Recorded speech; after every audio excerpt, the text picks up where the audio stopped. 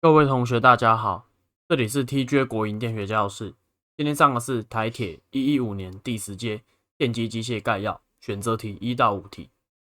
第一题，已知导体的磁力线方向跟电流方向，要用何种原理判断导体的运动方向？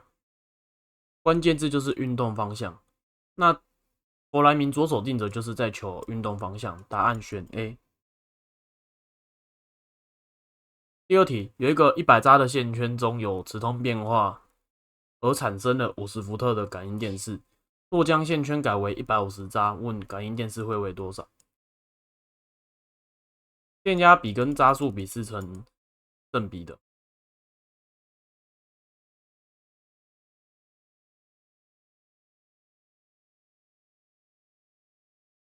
那这边它从这个100扎变成150扎是 1.5 倍，所以 V2 也是放大 1.5 倍，所以就是75。答案选猪。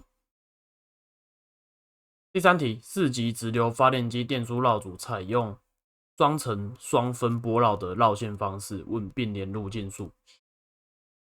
波绕的这个并联路径数公式就是2倍的负分数，这个负分数这边有写，就是双分，双代表就是2，所以答案选到 C。第四题，有一台他基式直流发电机，磁场电流在2安培时可产生100伏特的感应电势，若将磁场电流上升至5安培，转速不变跟磁通未饱和的情况，感应电势变为多少？这题也是在考这个正反比的关系。磁场电流上升，它跟这个电压是成正比，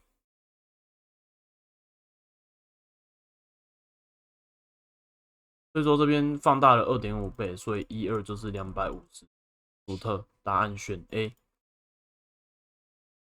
第五题，有一台2级直流发电机，800根导体，并联路径数4，磁通量为 1.5 乘以10的负3，转速为1000，问感应电势为多少？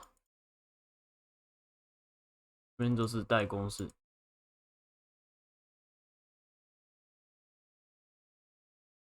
A 的话是路径数，E 的话极速，然后 Z 就是800根导体，磁通是 1.5 米，转速是1000。那这边算出来呢，它就是会等于20，答案选 C。